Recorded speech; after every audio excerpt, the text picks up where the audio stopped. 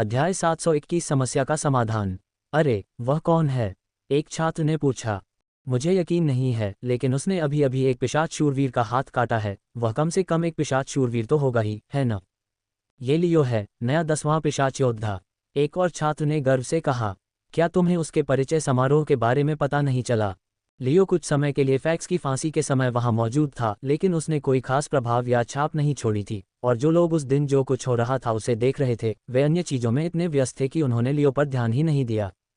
हालांकि यादगार बात तब हुई जब लियो को पिशाच योद्धा घोषित किया गया।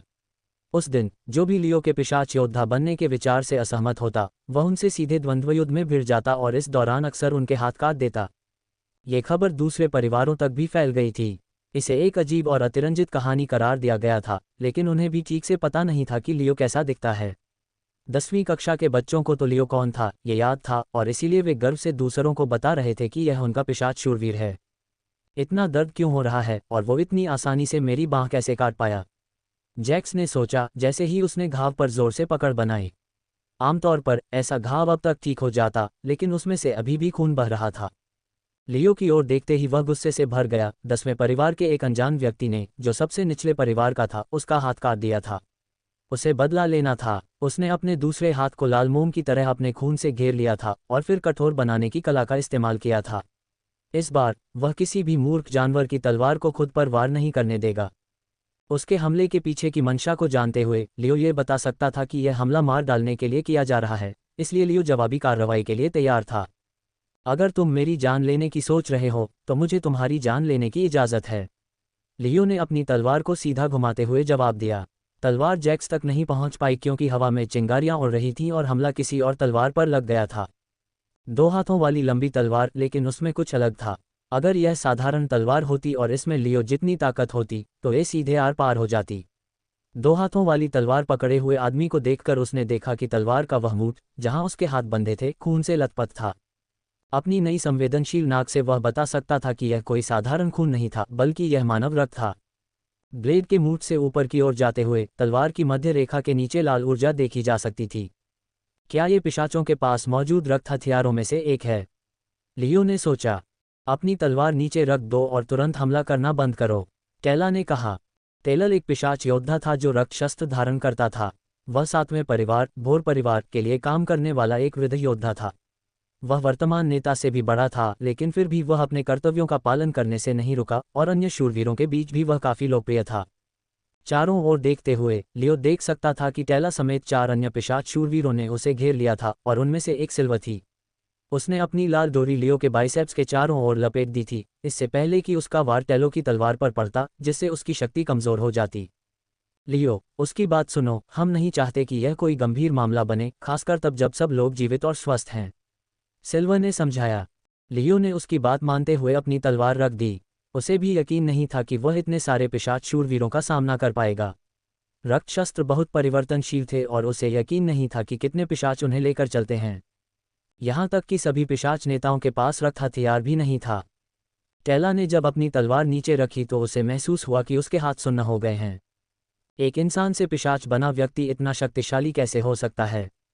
माफ़ करना, शायद मैं गलत था, लेकिन मुझे बताया गया है कि एक पिशाच योद्धा होने के नाते मेरा फ़र्ज़ अपने परिवार के लोगों की रक्षा करना है, लियो ने समझाया। जब वह मेरे ही किसी सदस्य को मार रहा था, तो मैं यूं ही चुपचाप खड़ा नहीं रह सकता था। लियो की बात कुछ हद तक सही थी, लेकिन ये तभी सच होता अगर एरिन कोई खास होती।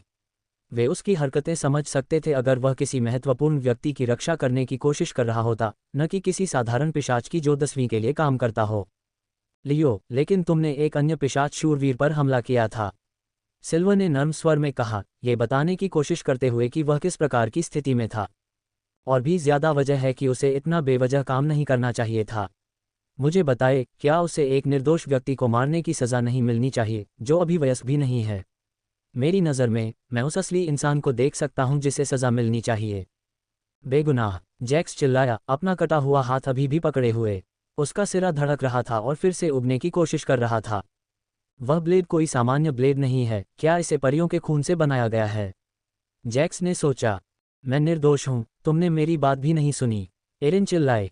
यह एक परेशानी भरा मामला था। स्थिति थोड़ी शांत हो गई थी, और जब लियो एरिन से बात करने के लिए उसके पास गया था, तो अन्य पिशाच शूरवीर स्थिति को सुझाने की कोशिश में बात कर रहे थे। सच कहूं तो वे नहीं चाहते थे कि इस तरह का मामला परिषद तक जाए, अगर इसकी ज़रूरत ही न हो। समस्या इसमें शामिल लोगों की थी। निकू पर प्रभाव कौशल का इस्तेमाल करने के लिए उन्हें पहले नेता ब्राइस की अनुमति लेनी होगी, और यह मिलना मुश्किल था। एरिन पर इसका इस्तेमाल करने के लिए उन्हें क्वीन की अनुमति चाहिए होगी, या कम से कम उस व्यक्ति की जो वर्तमान में नेता के रूप में कार्य कर रहा है। वह व्यक्ति लियो था। सिल्वर ने कहा था कि यह संभव नहीं है क्योंकि लियो के पास उसे झुकाने के लिए पर्याप्त प्रभाव कौशल नहीं है, और उसने ये भी कहा कि अगर कोई और कोशिश करता है तो यह नियमों के विरुद्ध होगा। अंततः जैक्स का हाथ इस हद तक ठीक हो गया कि उसका घाव भी ठीक हो गया, और उसने अपनी बात कहने का निर्णय लिया। इसके लिए महल में जाने की कोई आवश्यकता नहीं है, हमें केवल ये जानना है कि कौन झूठ बोल रहा है। ये पता लगाने का एक आसान तरीका है कि वह लड़की झूठ बोल रही है।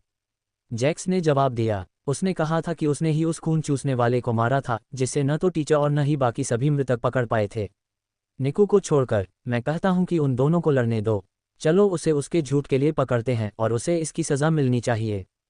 सिल्वर सोच रहा था कि क्या ये वाकई एक अच्छा विचार है, और क्या इससे कुछ हल निकलेगा भी। किसी एक को ताकत दिखाने से कैसे पता चलेगा कि वो हत्यारा है या नहीं, लेकिन उसके पागलपन में एक बात तो थी।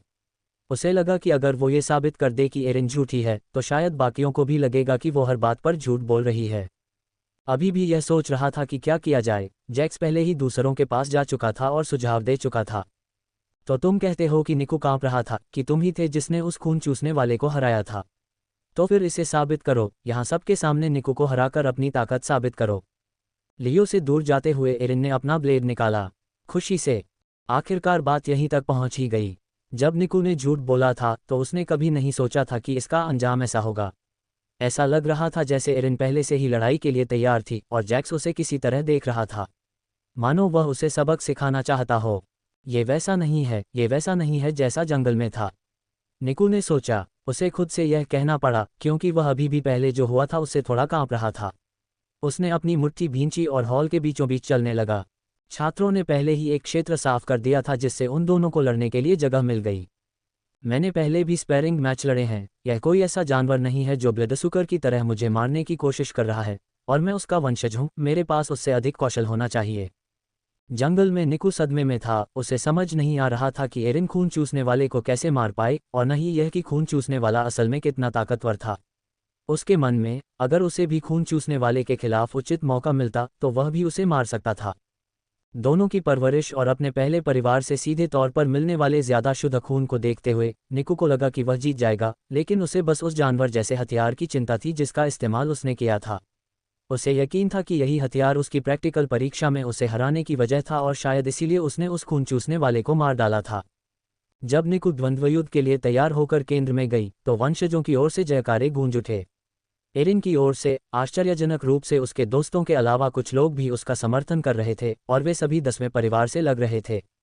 अब वे पहले की तरह शर्मीले या दबे हुए नहीं थे। उन्हें विश्वास था कि लियो उनके सामने मौजूद किसी भी व्यक्ति पर प्रहार करेगा जो उन्हें नुकसान पहुंचाने की कोशिश करेगा।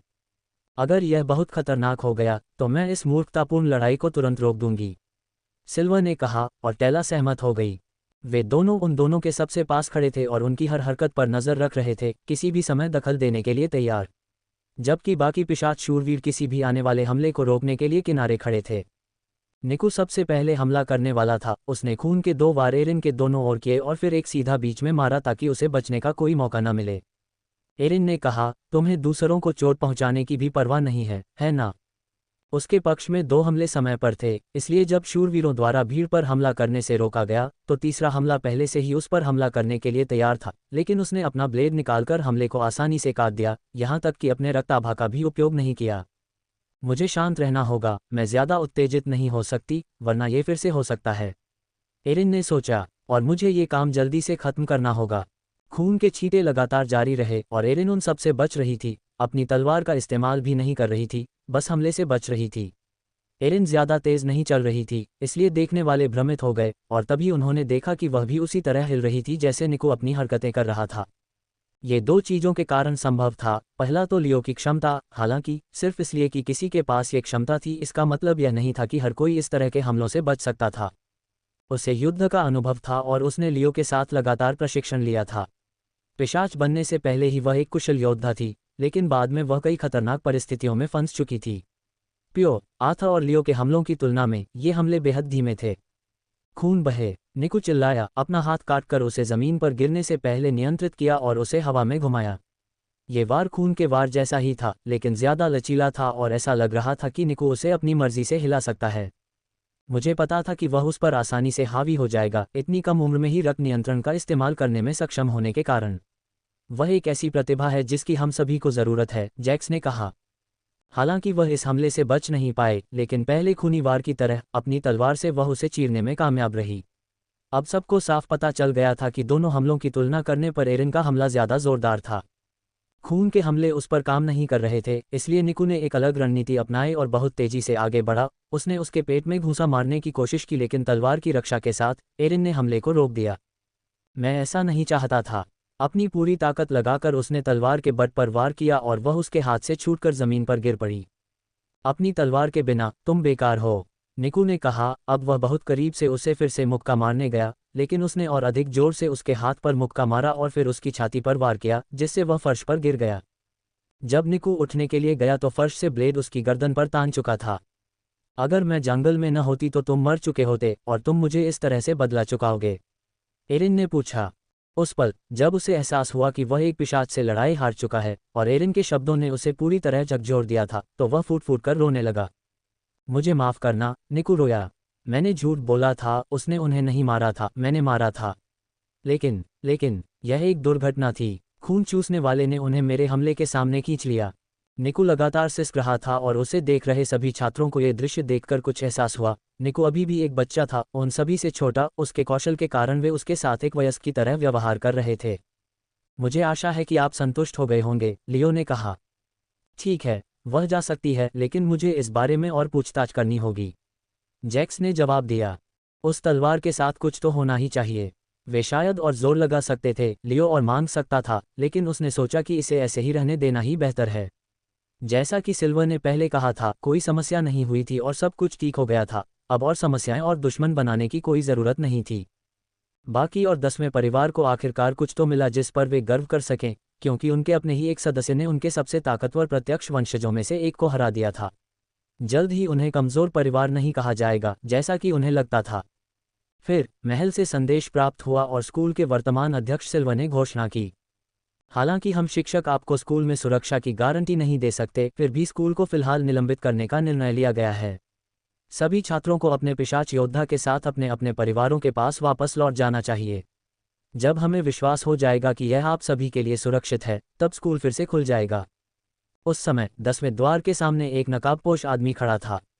ये पूल क्षेत्र और 10वें परिवार के भीतरी क्षेत्र में रहने वालों के बीच की सीमा थी। अब इस जगह पर कब्जा करने का समय आ गया है। आदेश मिलने के बाद छात्र 10वें महल की ओर लौटने लगे। 10वें परिवार में ज्यादा छात्र स्कूल नहीं आते थे। 10 थे, फिर एरिन और बाकी, यानी कुल 14 छात्र। वे सभी लियो के पीछे पीछे चल रहे थे और न केवल लियो के पागलपन भरे कार्यों के बारे में बल्कि एरिन की महान और अप्रत्याशित उपलब्धि के बारे में भी बात करना बंद नहीं कर पा रहे थे। लगता है उनके पास प्रशंसा करने के लिए कोई नया व्यक्ति है, एमी ने खुद से हंसते हुए कहा। वह देख सकती थी कि एरिन ये सब सुन रहा था और उसे समझ नहीं आ रहा था कि इसे कैसे ले। ये शब्द उसका ध्यान भटका रहे थे और प्रशिक्षण के दौरान आंखें बंद करने की अपनी आदत, जो वह करती थी, वह नहीं कर पा रही थी। अब किसी भी क्षण ऐसा लग रहा था कि वह उन छात्रों पर झपट पड़ेगी जो उसे घूर रहे थे। दरअसल जिन बच्चों ने उससे बात करने की कोशिश की, उनमें से एक को उसने पहले ही धमकी दे दी थी कि अगर वह भागा नहीं तो वह उसकी पीठ में चाकू घोंप देगी। पूल क्षेत्र में पहुंचने के बाद वे छात्र लियो का पीछा करते रहे, क्योंकि वे उसके साथ मुख्य महल में ही रहेंगे। छात्रों पर हमले का कारण स्पष्ट नहीं था, लेकिन वे केवल अनुमान लगा सकते थे कि वे किसी चीज़ या व्यक्ति का पीछा कर रहे थे, इसलिए वे उन्हें महल में ही रहने देकर उन्हें और अधिक सुरक्षा प्रदान करना चाहते थे। माता पिता को वैसे भी यह समय उनके साथ बिताने का मौका नहीं मिलता, क्योंकि वे स्कूल के अपार्टमेंट में ही रहते।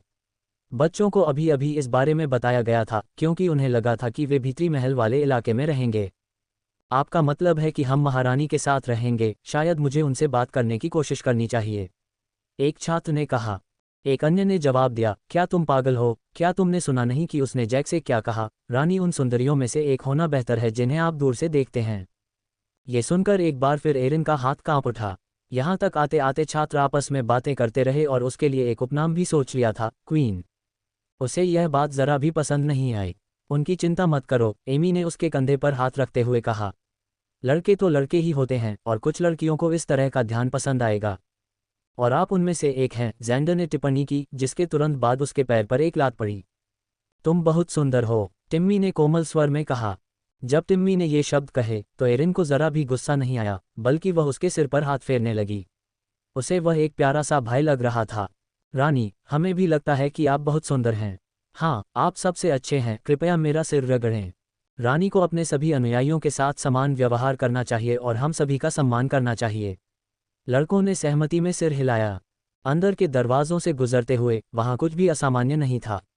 लियो अपनी क्षमता से स्कैन कर रहा था और गार्ड ठीक थे और अंदर के सभी घर भी ठीक थे, जो उसके लिए राहत की बात थी। महल में प्रवेश करते ही 25 पिशाचों ने जाकर छात्रों को अपने कमरे दिखाए। आमतौर पर महल में रहने वाले पिशाच किसी न किसी तरह पिशाच नेता से जुड़े होते थे, लेकिन 10वें परिवार के ज्यादा वंशज नहीं थे और बाकियों के अनुसार विंसेंट का भी कोई वंशज नहीं था। छात्रों के लिए ये पहली बार था जब उन्होंने महल में कदम रखा था और यहीं रह रहे थे। उन्होंने सोचा था कि वे ऐसा कभी नहीं देखेंगे, और इससे यह बात और भी पुष्ट हो गई कि वे 10वें परिवार के लिए और भी अधिक काम करना चाहते थे। अच्छा हुआ कि तुमने ऐसा किया, एडवर्ड ने छात्रों के चेहरों पर मुस्कान देखते हुए कहा। दूसरे नेताओं ने छात्रों को सिर्फ उनकी सुरक्षा के लिए ही भीतरी किले में घुसने दिया है। जब तक वे परिवार के सदस्य न हों, वे उन्हें किले में नहीं घुसने देंगे। तुमने इन लोगों को उम्मीद दी है। हालांकि लियो को पिशाचों की किसी भी राजनीति और तौर तरीके से कोई सरोकार नहीं था, वह बस वही कर रहा था जो उसे सही लगता था। उसे हमेशा से ऐसा ही लगता था और एक बच्चे के साथ भी ऐसा ही था जिसका उसने अनुसरण करने का फैसला किया था। मैंने सुना है कि तुमने भी अच्छा काम किया है टिम्मी, तुम एक बहादुर पिशाच बन गए हो जो जल्द ही मेरी जगह ले लेगा, एडवर्ड ने तारीफ की। टिम्मी मुस्कुरा रहा था, उसकी मुस्कुराहट इतनी चौड़ी थी कि लग रहा था मानो उसके चेहरे से गिर ही जाएगी। खून चूसने वालों को देखकर वह भी डर गया था, लेकिन उसे बार बार पिछली बार फैक्स की फांसी की याद आ रही थी। वह कमज़ोर होने के कारण खुद को रोक नहीं पा रहा था, और इस बार वह कुछ कर सका। यही बात उसे हिम्मत दे रही थी। अचानक एक व्यक्ति के रवैये में परिवर्तन आया, जो घुटनों के बल बैठ गया था और उसने अपना सिर फर्श पर रख लिया था। मास्टर नाइट एडवर्ड, जो कुछ हुआ उसके बाद मैंने अपने तौर तरीकों में गलतियां देखी हैं, और मैं चाहता हूं कि आप मुझे अपनी क्षमता सिखाएं। अगर आप मुझे अपना शिष्य बना लें तो मैं पहले कभी किसी से भी ज्यादा मेहनत करूंगा। अपना सिर ऊंचा करो, लड़के, एडवर्ड बोला। सिर्फ एक ही व्यक्ति है जिसके आगे तुम्हें इस तरह झुकना चाहिए, या तो राजा या परिवार का मुखिया, और मुझे यहाँ उनमें से कोई भी नजर नहीं आ रहा। बेशक मैं तुम्हें सिखाऊंगा, लेकिन यह आसान नहीं होगा। टिम्मी में मेरी तरह ही जन्मजात प्रतिभा है, तो देखते हैं तुम कैसे करते हो। कुछ दिनों तक हालात शांत रहे, कोई और घटना नहीं हुई। लियो और एडवर्ड महल में ही रहेंगे, पिछली बार की तरह बाहर नहीं जाएंगे। उन्हें डर है कि उनकी पीठ पीछे कोई और हमला हो सकता है। परिषद ने अभी तक कोई कदम नहीं उठाया था क्योंकि उन्हें कोई अंदाजा नहीं था कि रोवा और उसके लोग कहाँ हैं। उन्होंने दो चीज़ें तय की थीं, या तो हमले का कारण पता करें या फिर यह पता लगाएं कि लीक किसने किया था। अगर वे ध्यान से देख रहे होते तो देर सवेर वह व्यक्ति जो उनकी मदद कर रहा था चूक जाता और उन्हें ज़रूरी सारी जानकारी मिल जाती। लेकिन अभी तक कोई लीक नहीं हुआ है। उन्हें इसकी उम्मीद थी, क्योंकि हमला कुछ ही दिन पहले हुआ था, इसलिए ज़्यादा कुछ होने की उम्मीद नहीं थी। निको की बात करें तो उसकी सज़ा के बारे में कोई खबर नहीं थी। या तो जैक्स ने रिपोर्ट जमा ही नहीं की थी या ब्रायस पूरे मामले को दबाने में कामयाब रहा। फिर भी एक बार जब निको के किए की सच्चाई की पुष्टि हो जाती तो उसे ज़्यादा सज़ा नहीं मिलती। यदि यह वास्तव में एक दुर्घटना थी तो ये समझ में आता है। एकमात्र चीज़ जिसके लिए उसे दंडित किया गया था वह एक पिशाच शूरवीर से झूठ बोलना था और किसी और पर दोष मढ़ने का प्रयास करना था। लेकिन जिस व्यक्ति पर आरोप लगाया गया था वह वास्तव में लोकप्रिय नहीं था, इसलिए उसके अपराधों के दूसरे भाग पर हमेशा कोई प्रकाश नहीं डाला गया। महल में रहते हुए एरिन एक बड़ी बात को लेकर चिंतित थी, और वह ये थी कि वह दूसरों से किस प्रकार भिन्न थी और क्यों क्विन ने उसे यह बात गुप्त रखने को कहा था। लेकिन ऐसा लग रहा था कि उस समय एरिन को भी यह बात पता नहीं थी। इससे उसे उस एकमात्र व्यक्ति से बात करने का मौका मिला जिस पर वह 100% भरोसा कर सकती थी, वह था लियो। उसने उसे बताया था कि वह क्या महसूस कर रही थी और उसकी आभा का रंग किस प्रकार भिन्न था। हाँ, मुझे तो शुरू से ही पता था कि हमारी क्षमताएं एक जैसी हैं, लेकिन जब इन मामलों की बात आई तो मैंने क्विन की सोच पर भरोसा किया। लियो ने कहा, हम सभी इंसानों के लिए यह मुश्किल है और हम समझ नहीं पाते कि क्या हो रहा है। हालांकि मैं समझता हूं कि आप कैसा महसूस कर रहे हैं और आप जानना चाहते हैं कि आप क्या हैं।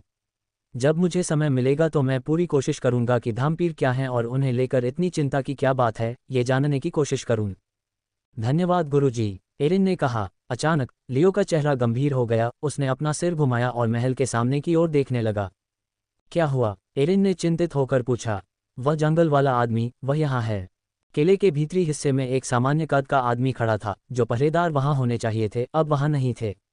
धीरे धीरे उसका शरीर बदलने लगा, उसका आकार बढ़ने लगा और वह एक विशालकाय व्यक्ति बन गया। उसके कपड़े फटने लगे, उसकी मांसपेशियां उभरने लगीं और उसके बाल जमीन पर गिरने लगे।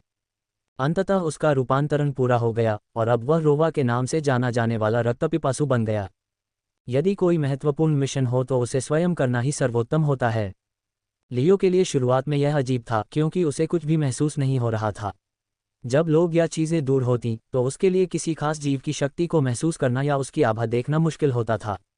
ऐसा तब तक होता था जब तक वह उसे ढूंढने की कोशिश न कर रहा हो। इससे उसकी नज़र की सीमा भी सीमित हो जाती थी, क्योंकि वह दूर देखने की कोशिश करता था। लेकिन फिर भी अगर शक्ति कमज़ोर होती तो उसे महसूस कर पाना मुश्किल होता। यही बात उसे और भी ज़्यादा हैरान कर गई थी। उसकी क्षमताओं से उसे सिर्फ महल में मौजूद लोगों को ही महसूस करना चाहिए था, लेकिन महल की दीवारों से दूर उसे एक तेज़ ऊर्जा का एहसास हो रहा था और यह बिल्कुल जंगल जैसी ही थी। वह सीधे 10वें महल में आया, तो क्या वे सचमुच 10वें परिवार से कुछ लेना चाहते हैं, या कोई हमसे छुटकारा पाना चाहता है? लियो ने एरिन की ओर देखते हुए सोचा। एडवर्ड से कहो कि पिशाचों को इकट्ठा करे और परिषद को तुरंत सूचित करे, उन्हें बताए कि जंगल में जो रक्तपिपासु था वह आ गया है, वे समझ जाएंगे। फिर हम सब महल के स्वागत कक्ष में मिलेंगे, जल्दी करो। एरिन ने इससे पहले लियो को इतना घबराया हुआ नहीं देखा था, इसलिए क्या हो रहा है, इस बारे में सवाल पूछने के बजाय वह दूसरों को इकट्ठा करने के लिए दौड़ी और जैसा उसे बताया गया वैसा ही किया। नीचे की मंजिल पर आते हुए लियो उस ऊर्जा पर ध्यान केंद्रित करने की पूरी कोशिश कर रहा था। सिर्फ 2 बार ही उसे ऐसी ही कोई शक्ति महसूस हुई थी जिससे वह चिंतित हुआ था। एक बार जब वह बच्चों को बचाने के लिए भूमिगत था, बाद में पता चला कि वह ऊर्जा आत्मा की थी, दूसरी ऊर्जा स्वयं पिशाच राजा की थी, और अब ये, क्या वह आत्मा जितना ही ताकतवर है? लियो ने सोचा। नहीं, वह कमज़ोर जरूर है, लेकिन फिर भी ताकतवर है। एरिन एडवर्ड के पास गई थी और उसे बताया कि यह सारा हंगामा किस बारे में है। उसके चेहरे पर निराशा के भाव थे और ऐसा लग रहा था जैसे वह लगभग गिर ही जाएगा। अब एडवर्ड ने जवाब दिया, मैं महल के बाकी पिशाचों और परिषद को सूचित करूंगा, तुम बाकी छात्रों को इकट्ठा करो और स्वागत कक्ष की ओर चलो। रुको, तुम सबको बाहर ले जाओगे? एरिन ने पूछा। क्या दुश्मन वही नहीं है? पिछली बार जब तुम स्कूल में थे, हम पर भी खून चूसने वालों ने हमला किया था, और वह भी इसी महल में। कोई भी इतनी आसानी से महल में नहीं घुस सकता। सामने के दरवाजे पर एक ताला लगा है जिसका संयोजन बहुत कम लोग जानते हैं। इन दिनों जरूर पिशाचों के अंदर बाहर आने जाने की वजह से इसे अक्सर खुला छोड़ दिया जाता है, लेकिन वहां ऐसे पहरेदार तैनात थे जिन्होंने कुछ भी नहीं देखा था। मैं सिर्फ अंदाज़ा लगा सकता हूं कि शायद इन दुष्ट जीवों के साथ काम करने वाले लोग भी होंगे, या फिर महल में कोई हमारे खिलाफ भी काम कर रहा होगा। इस बात की पूरी संभावना है कि ये लोग अपने पिछले हमले के आधार पर किसी कारण से बच्चों के पीछे पड़े हैं। इस समय सबके लिए सबसे सुरक्षित जगह मेरे और लियो के पास है, जहां हम तुम्हारी रक्षा कर सकते हैं। अब जाओ।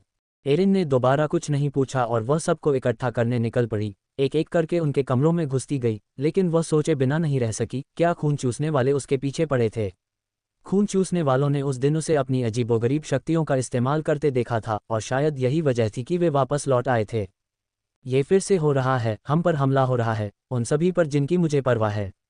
एरिन ने सोचा। उसे चिंता थी कि इतिहास एक नए दुश्मन के साथ खुद को दोहरा रहा है, लेकिन इस बार यह उसके कारण हो सकता है। अब सभी लोग स्वागत क्षेत्र में थे, उनके छात्र चिंतित दिख रहे थे, जबकि वयस्क पिशाच बहादुरी का दिखावा करने की पूरी कोशिश कर रहे थे। कुछ तो इस बात से उत्साहित भी थे कि अब उनके कौशल की परीक्षा होगी। उनमें से प्रत्येक ने उन्नत श्रेणी का पशु कवच पहना हुआ था, जो उन्हें 10वें परिवार में योगदान देने के लिए दिया गया था। छात्रों को मध्यवर्ती श्रेणी का पशु कवच भी दिया गया था, जो आमतौर पर परिवार के लिए और अधिक कार्य पूरे करने पर उन्हें टुकड़ों में दिया जाता था, लेकिन यह एक आपातकालीन मामला था।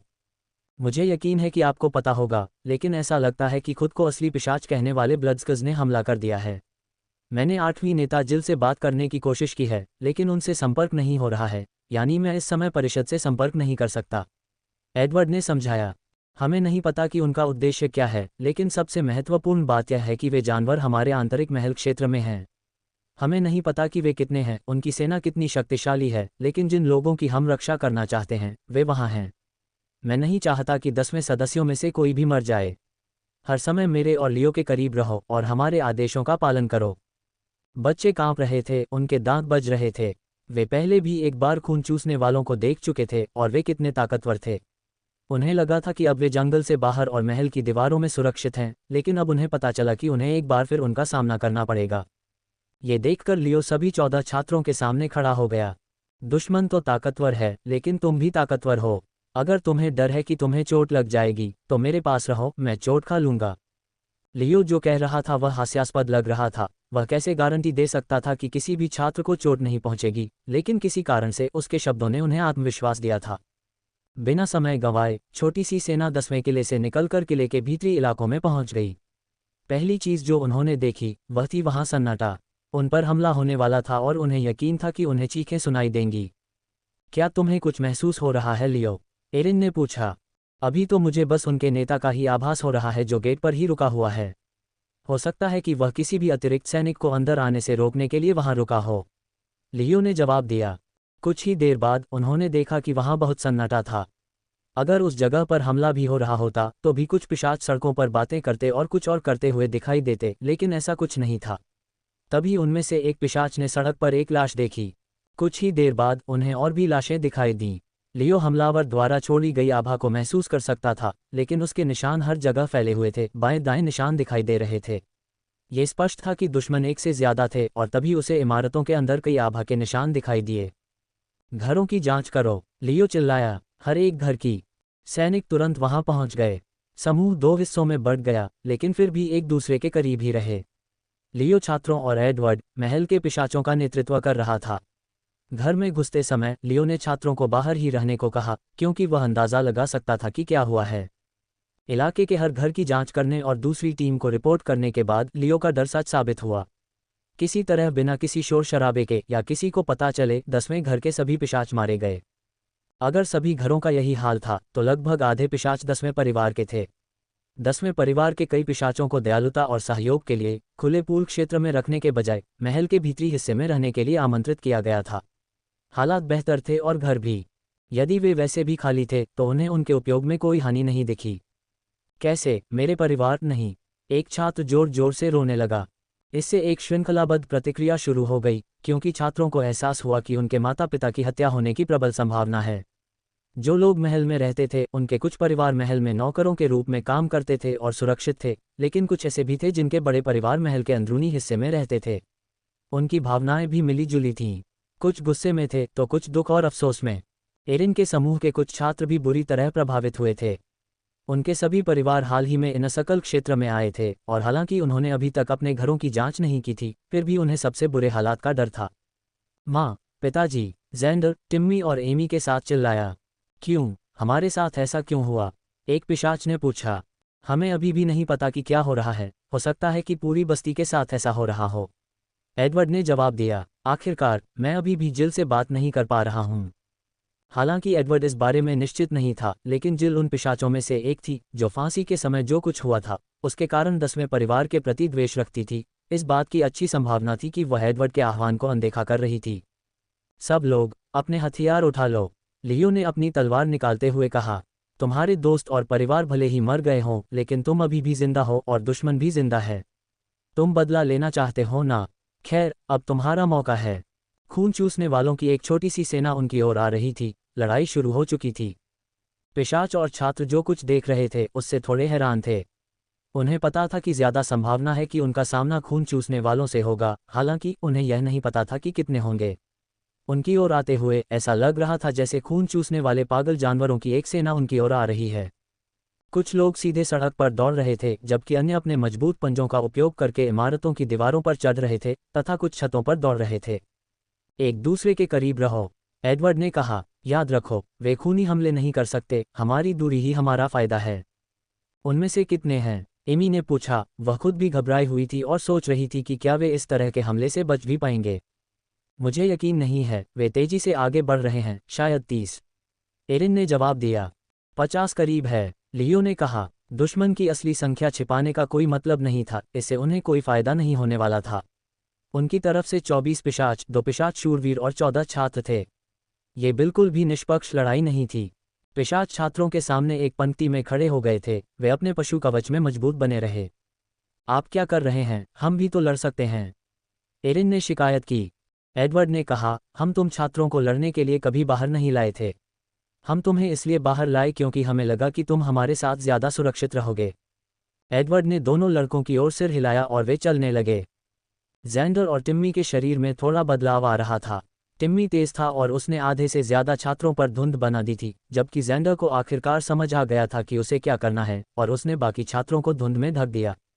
जैसा कि उसने वादा किया था, उसने एडवर्ड द्वारा देखे गए किसी भी छात्र की तुलना में अधिक मेहनत की और वह पहले से ही धुंध क्षमता का उपयोग कर सकता था, फिर भी सीखने के लिए बहुत कुछ था। एरिन, उनकी रक्षा करो, लियो ने कहा।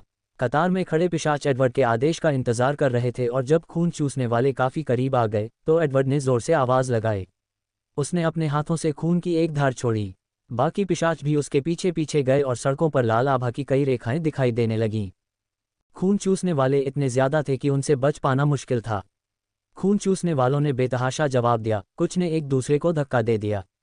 उन्होंने किनारे कूदने, छतों पर चढ़ने की कोशिश की, लेकिन हमलों ने उनके पैरों और हाथों पर चोट पहुंचाई, जिससे उनमें से कुछ जमीन पर गिर पड़े। एडवर्ड ने कहा, गोली चलाते रहो, उन्हें पास मत आने दो। जब कुछ खून चूसने वाले घायल हो रहे थे, उन्होंने देखा कि कोई व्यक्ति अपनी कतार तोड़कर सड़क की ओर भाग रहा है। तभी उन्होंने पहचान लिया कि वह लियो है। हम उसे मार सकते हैं, पिशाचों में से एक ने चिंतित होकर कहा। एडवर्ड ने कहा, उसकी चिंता मत करो और हमला करते रहो। मैदान में लियो पीछे से आने वाले हर वार से ऐसे बच निकलता मानो उसके सिर के पिछले हिस्से पर उसकी आंखें हों, और जो खून चूसने वाले घायल होते उन्हें वह एक एक करके अपनी तलवार से काट डालता। उनकी संख्या इतनी ज्यादा थी कि उन्हें खत्म करना दुश्मन के लिए एक बड़ा झटका होता। हालांकि वह जानता था कि यह लंबी लड़ाई में उनकी मदद के लिए ही था, क्योंकि जैसे ही रक्तपिपासु पिशाचों के ठिकाने पर पहुंचे, दूरी से होने वाली लड़ाई अब शारीरिक लड़ाई में बदल गई थी। खून चूसने वाले दुश्मन पर टूट पड़े और अपने मजबूत पंजे उनके कवच में गड़ा दिए। कुछ पिशाच चीखने लगे और अगर जानवरों का कवच न होता तो अब तक मर चुके होते। फिर भी यह अजीब था क्योंकि रक्तपिपासुओं का निशाना कभी भी पिशाच नहीं होते थे। उनकी आंखें भटकती रहती और वे लगातार धुंध की ओर देखते रहते। वे एक छात्र के पीछे पड़े हैं, लियो ने सोचा। जल्दी से उसने फर्श पर लौट रहे कुछ रक्तचूसकों पर वार किया और मदद के लिए वापस चला गया। मैं इस कोहरे में कुछ भी नहीं देख पा रहा हूँ, क्या हो रहा है? किसी ने पूछा। बस यहीं रहो और हम सुरक्षित रहेंगे, दूसरे ने उत्तर दिया। वह सही कह रहे हैं, हमें उन पर भरोसा करना होगा, एमी ने कहा। छात्रों का समूह लड़ाकू दल से थोड़ा पीछे था, लेकिन फिर भी इतना पास था कि जो कुछ हो रहा था उसकी हर बारीकी सुन सकता था। उन्होंने चीखें, गुर्राहटें, दर्द से भरी चीखें और गालियां सुनी। कुछ छात्र शुक्र मना रहे थे कि वे बाहर क्या हो रहा था यह नहीं देख पा रहे थे। सब तैयार हो जाओ, एरिन ने अचानक कहा। यह सुनकर बाकी लोग चौंक गए। क्या इसका मतलब था कि उन पर हमला होने वाला है? वह जानती थी कि बाहर क्या हो रहा है और वह दूसरों को बताना भी नहीं चाहती थी। पिशाचों ने खूब संघर्ष किया था और इस दौरान कई रक्तपिपासुओं को मार डाला था, लेकिन अंत में उनकी संख्या बहुत ज्यादा हो गई थी और वे पिशाचों से ज्यादा ताकतवर और तेज थे। जैसे ही यह नजदीकी मुकाबला हुआ, वे नुकसान में आ गए।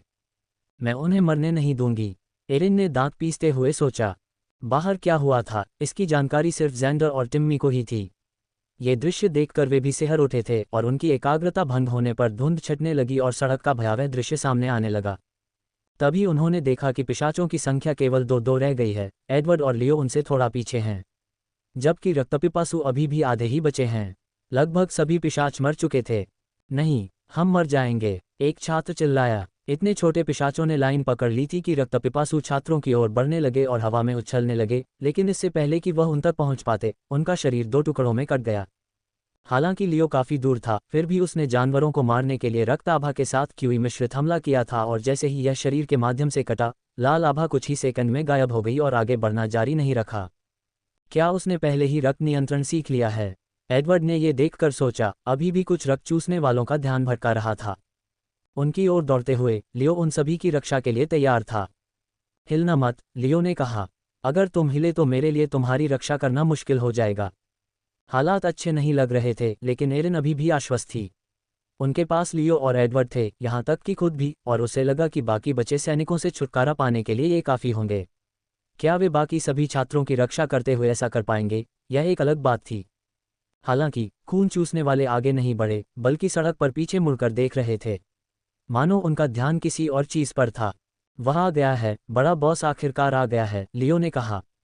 रक्त चूसने वाले सामान्यतः पहले से ही सामान्य मनुष्यों से थोड़े बड़े होते थे, और अब उनसे दोगुने आकार का एक रक्त चूसने वाला व्यक्ति सड़क पर शांतिपूर्वक चलता हुआ देखा जा सकता था। मुझे हैरानी है कि तुम इतने सारे लोगों को मार पाए, रोवा ने कहा। मुझे बताया गया था कि 10वां परिवार एक कमज़ोर परिवार है। लगता है उनकी जानकारी गलत थी और तुम सब में सिर्फ एक ही खास इंसान नहीं है। लियो जानता था कि आखिरकार उनका सामना इस आदमी से होगा, लेकिन उसने यह अंदाज़ा नहीं लगाया था कि खून चूसने वाले कितने ताकतवर होंगे या उनकी ताकत कितनी होगी। अब उन पर हमला करने वाले खून चूसने वाले पहले हमला करने वालों से ज़्यादा ताकतवर और तेज थे। इसलिए उसे अपनी भविष्यवाणियां बदलने की ज़रूरत थी, बस रोवा के खिलाफ अकेले ही लड़ना था। लियो को लगा कि उसे और एडवर्ड को साथ मिलकर काम करना होगा। पीछे से एक छात्र चिल्लाया। लियो ने जल्दी से एक और खून का वार किया, लेकिन इस बार खून चूसने वाला वार से बचते हुए पीछे कूद गया। उनके साथ रहो, बच्चों की रक्षा करो, एडवर्ड चिल्लाया। मैं उससे निपट लूंगा, मेरी चिंता मत करो, मैं किसी कारण से पिशाच योद्धा हूं। जब तुम उनसे निपट लोगे तो हम इस आदमी से भी छुटकारा पा लेंगे। लियो सोच में पड़ गया कि क्या करे। उसने एरिन और बाकी छात्रों की ऊर्जा को महसूस किया। उनकी ताकत को देखते हुए उसकी मदद के बिना उनका जिंदा बच निकलना नामुमकिन था। वह इतनी देर तक गेट पर खड़ा रहा। शायद उसे दूसरे परिवारों से आने वाली मदद की चिंता थी। क्या वह इसलिए बाहर आया क्योंकि उसे पता था कि उसके लोग मर रहे हैं? तो शायद अभी भी कोई मौका है, लियो ने सोचा। तलवार पर अपनी स्थिति पुनः समायोजित करते हुए लियो तैयार था। मैं जल्द ही तुम्हारी मदद करूंगा, इन सभी रक्तपिपासुओं को मारने के तुरंत बाद। आंखें बंद करके उसने अपनी छाती पर ध्यान केंद्रित किया और अजीब सी गर्म ऊर्जा बाहर आने को तैयार थी। लियो अपने आत्मिक हथियार का इस्तेमाल करने के लिए तैयार था। जब छात्र धुंध में फंसे हुए थे तब सभी पिशाच रक्तपिपासुओं से अपनी जान बचाने के लिए लड़ रहे थे। उन्होंने अपनी तरफ से पूरी कोशिश की थी, हर संभव कोशिश की थी, और वे शुक्रगुजार थे कि वे इतने लंबे समय तक टिक पाए। अगर उनके पास जानवरों का कवच न होता तो अनगिनत बार वे मर जाते, बहुत धीमे हो जाते या फिर उन पर भारी पड़ जाते। उन्हें लगता था कि दूसरे पिशाच मूर्ख हैं जो ऐसी चीज़ों का मजाक उड़ा रहे हैं जो उनकी क्षमता को इस तरह बढ़ा सकती हैं, और भविष्य में उन्हें ऐसे औजारों का इस्तेमाल न करने का पछतावा हो सकता है। हालांकि सब कुछ होने के बावजूद वे अब भी किसी से मुकाबला नहीं कर पा रहे थे, और जब वे लड़ने लगे तो उन्हें पता चल गया। उनके पैर कांप रहे थे क्योंकि वे अपनी मौत को स्वीकार करने की स्थिति में थे। हम भागेंगे नहीं, नाज नाम के एक बूढ़े पिशाच ने कहा। हम भाग नहीं सकते, मुझे पता है तुम सब भी मेरी तरह डरे हुए होगे। लेकिन एक वजह है कि मैं अभी तक मुड़कर भागा नहीं हूँ। मेरा परिवार तो मर चुका है, लेकिन वे बच्चे अभी भी जिंदा हैं। हमारा भविष्य, 10वें परिवार का भविष्य अब उनके हाथों में है, और मैं अपनी आखिरी सांस तक लड़ता रहूंगा। जिन लोगों ने भागने के बारे में सोचा था उन्हें खुद पर थोड़ी घिन आ रही थी। अगर वे भाग गए तो फिर कैसी जिंदगी जी रहे होंगे? अगर जिंदा भी रहे तो क्या वे खुद के साथ जी भी पाएंगे? नाज के शब्दों ने पिशाचों को आगे बढ़ने की इच्छा शक्ति दे दी थी।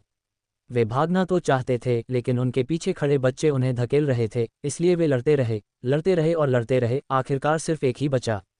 खून चूसने वाले ने नाज के कई अंदरूनी अंगों को बुरी तरह क्षतिग्रस्त और फाड़ दिया था। वह जमीन पर पड़ा था और अब ठीक होने की कोई गुंजाइश नहीं थी। वह देख सकता था कि जिन खून चूसने वालों को उसने इतनी दूर रखने की कोशिश की थी वे अब उससे आगे निकल गए हैं, और उसे इस बात का अफसोस हुआ कि उसने और ज्यादा प्रशिक्षण क्यों नहीं लिया। हाथ बढ़ाकर उसने और भी जोर से लड़ने की इच्छा जताई।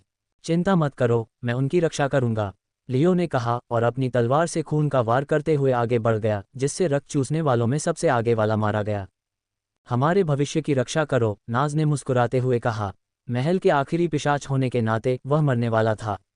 अब केवल लियो और एडवर्ड ही जीवित बचे वयस्क पिशाच थे, लेकिन एडवर्ड के सामने एक बहुत बड़ा काम था। अभी वह विशालकाय रक्तपिपासु रोवा के सामने खड़ा था। अरे एडवर्ड, तुम इतने दिनों से विंसेंट के लौटने का इंतजार कर रहे हो, क्या वो कभी वापस आया? रोवा ने पूछा। ये तो शर्म की बात है, मुझे वो लड़का पसंद था, उसमें इतनी हिम्मत भी थी कि वो ये जगह छोड़कर चला गया। मैं उस काउंसिल टेबल पर बैठे किसी भी पिशाच से ज्यादा उसकी इज्जत करती हूँ। अगर मुझे तुम्हें मारना पड़े तो ये बहुत शर्म की बात होगी। तो फिर तुम हमें क्यों मार रहे हो और हम पर हमला क्यों कर रहे हो? एडवर्ड ने पूछा। रोवा हंसने लगा, और उसकी हंसी में इतनी शक्ति थी कि ऐसा लग रहा था कि एडवर्ड थोड़ा पीछे हट गया है। रोवा ने कहा, आप शायद सही कह रहे हैं, ऐसा क्यों न हो कि आप मुझे लड़की दे दें और मैं सब कुछ वैसे ही छोड़ दूं, आखिरकार मैं यहाँ इसीलिए हूँ। एडवर्ड थोड़ा उलझन में था। वहाँ कुछ छात्राएं थीं, लेकिन उसे एक लड़की क्यों चाहिए थी? हालांकि उसकी ऊंची आवाज़ से एरिन और लियो दोनों ने उसकी बात सुन ली थी और वे अच्छी तरह समझ गए थे कि वे किसकी बात कर रहे हैं। तो यह वास्तव में मेरी गलती है। अगर मैं अब खुद को सौंप दूं, तो क्या सभी जीवित रहेंगे? एरिन ने सोचा।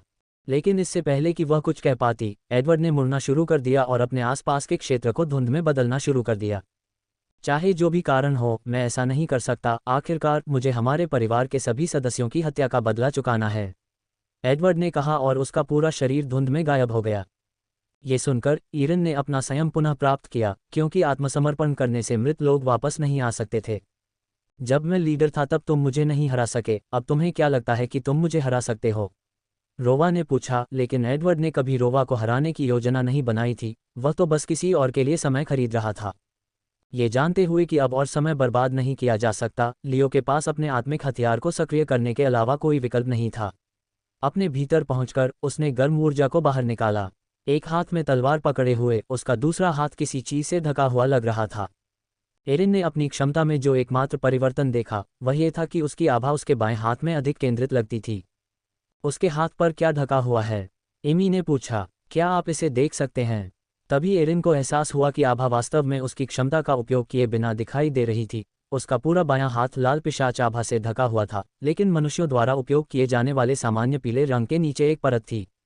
एक खून चूसने वाला एक छात्र को पकड़ने गया और लियो ने उसी समय अपना ब्लेड उस पर मारा, जिससे उसका हाथ कट गया। हालांकि बाकी दो खून चूसने वाले जल्द ही उस पर टूट पड़े। दोनों ने हमला करने की कोशिश की, लेकिन जैसे ही उसने अपना बायां हाथ हिलाया, कुछ अजीब सा हुआ। हमलों का रुख बदल गया था और जहां उनका निशाना था, वहां उनका वार दूसरी जगह हो रहा था। वे इस गति को रोक नहीं पाए और दोनों खून चूसने वाले एक दूसरे के पेट में घुस गए। पलटकर लियो ने अपना ब्लेड घुमाया और दोनों के सिर काट दिए। वह क्या था? एमी ने पूछा। क्या वह टेलीकिनेसिस था? ऐसा लग तो रहा था, लेकिन एरिन को पता था कि इसमें कुछ और भी है। दो और खून चूसने वाले दूसरे छात्रों पर हमला कर रहे थे, उसका हाथ दिखा रहे थे। जल्द ही उनमें से एक की गति धीमी होकर लगभग रुक गई। फिर कूदकर लियो ने आगे वाले पर वार किया और एक ही वार में दोनों खून चूसने वालों को मार गिराया। फिर भी इस बार खून चूसने वाले ने उसकी तरफ से वार किया, लेकिन पंजे उसके जानवर के कवच से टकराकर वापस लौट गए। फिलहाल लियो ने सबसे अच्छा जानवर का कवच नहीं पहना हुआ था, इसलिए ऐसा कुछ नहीं होना चाहिए था। दूसरे कवचों की तरह उसे चीरकर निकल जाना चाहिए था। सिर्फ एरिन को ही अंदाजा था कि क्या हो रहा है, वो देख सकती थी। हर बार जब लियो अपना दूसरा हाथ हिलाता, तो खून चूसने वालों की आभा बदल जाती। लियो के आत्मिक हथियार को आभा संचालन कहा जाता था। यह एक उन्नत क्षमता थी जिससे वह दूसरों की आभा को बदल सकता था। वह प्रहार से आभा को हटा सकता था, उसे शक्तिहीन बना सकता था, जिससे व्यक्ति को ऐसा महसूस होता था कि अब उसके पैरों में कोई शक्ति नहीं बची है। और वह किसी की आभा की दिशा को पुनर्निर्देशित और परिवर्तित कर सकता था, जिससे हमले का मार्ग बदल जाता था। समस्या ये थी कि लियो इस कौशल का प्रयोग जितने अधिक शक्तिशाली शत्रु पर करता, उसे शत्रु के आभामंडल को उतना ही अधिक नियंत्रित करना पड़ता और इससे वह शीघ्र ही थक जाता। यही कारण था कि यद्यपि लियो एक महान सहनशक्ति वाला पिशाच था, फिर भी उसके माथे से पसीना बह रहा था। मैं अपना वादा निभाऊंगा और तुम सभी से छुटकारा पाऊंगा, लियो चिल्लाया और उसने शेष खून चूसने वालों से लड़ना जारी रखा। रोवा, जो धुंध में फंसी हुई थी, लगभग उबी हुई लग रही थी। अगर तुम सोच रहे थे कि दूसरा पिशाच शूरवीर तुम्हारी मदद कर पाएगा, तो फिर से सोच लो, रोवा ने कहा। जो खून चूसने वाले अभी जिंदा हैं, वे सबसे ऊपर हैं। पिशाच शूरवीर बनने के दावेदार, महल के इलाके में रहने वाले पिशाच। तुम्हें क्या लगता है, वे तुम्हारे महल के पिशाचों को इतनी आसानी से कैसे मार पाए? मुझे नहीं पता कि तुम्हारा दोस्त ही भाग्यशाली है जो इन सब का सामना कर रहा है, या तुम हो, बस मुझे ही झेलना पड़ रहा है। रोवा खूब बातें कर रही थी, लेकिन एडवर्ड ने एक शब्द भी नहीं कहा। वह ऐसा कुछ नहीं करना चाहता था जिससे उसे पता चले कि वह कहाँ है। तुम्हारे हुनर अच्छे हैं, हमेशा से अच्छे रहे हैं, रोवा ने कहा। मुझे नहीं पता कि तुम कहाँ हो, लेकिन इससे कोई फर्क नहीं पड़ता। उसने अपनी दोनों बाहें जितना हो सके पीछे खींच लीं, फिर उनमें ऊर्जा समेटते हुए वे हल्के से कंपन करने लगीं। किसी स्प्रिंग की तरह उसके दोनों हाथ ताली बजाते हुए आपस में टकराए। एक जानलेवा तेज धमाका हुआ। ये बंदूक की गोली से भी 100 गुना ज्यादा तेज था। बहरहाल उसने अपना काम कर दिया था। एक हल्की सी ताली से रोवा ने उस परेशान करने वाले धुंध को हटा दिया था और एडवर्ड का असली शरीर दिखाई देने लगा था। एडवर्ड ने अपनी क्षमता को फिर से शुरू करने की कोशिश की, लेकिन वह बहुत धीमी थी। उसके सिर के ऊपर नीचे की ओर मुक्का मारते हुए रोवा ने अपनी पूरी ताकत लगा दी। इससे एडवर्ड का सिर उसकी पसलियों में जा लगा और उसका शरीर जमीन पर गिर गया। नहीं, टिम्मी चिल्लाया। एडवर्ड, एडवर्ड, टिम्मी चिल्लाता रहा। अपनी क्षमता का उपयोग करके एरिन देख सकती थी, एडवर्ड मर चुका था। रोवा के एक वार की ही तो जरूरत थी। उसकी ताकत किसी भी मौजूदा पिशाच नेता से कहीं ज्यादा थी। जब रोवा ने ऊपर देखा तो वह आश्चर्यचकित रह गया। उसके सभी 25 कुलीन रक्त पिपासु मारे जा चुके थे और एक गंजा सिर वाला अंधा आदमी छात्रों के सामने खड़ा था, हौंफ रहा था। ये पिशाच शूरवीर कौन है? ये तो पिशाच सरदार जितना ताकतवर है, फिर भी मैंने इसे पहले कभी नहीं देखा। रोवा ने सोचा, ये तो अफसोस की बात है कि यह पहले ही थक चुका है। लियो ने अपना ब्लेड जमीन में गाड़ दिया और उसे थामे रखा।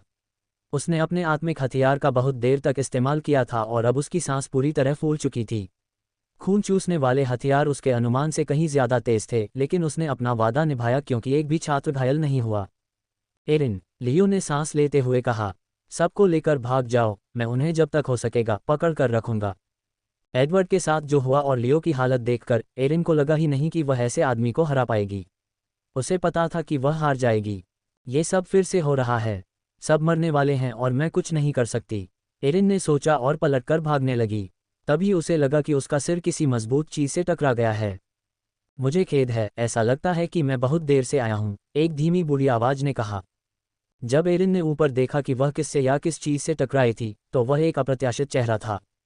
ये पिशाच राजा था। राजा ने कहा, कोई भी इसमें हस्तक्षेप न करे, मैं स्वयं इस मामले से निपटूंगा। उसके पीछे 10 शाही पिशाच और उसके 2 शाही शूरवीर झुके हुए थे। राजा को स्वयं आते देख सभी को राहत मिली कि अब ये सब जल्द ही खत्म हो जाएगा। बच्चे उससे निकलती हुई सहज और प्रबल ऊर्जा को महसूस कर सकते थे। उनके लिए राजा शक्ति का प्रतीक था और वे कभी सोच भी नहीं सकते थे कि वह किसी से हारेगा। छात्रों को शाही पिशाचों द्वारा शीघ्र ही सुरक्षित कर लिया गया और ड्वाइट ने लियो को भी अपने साथ वापस खींच लिया।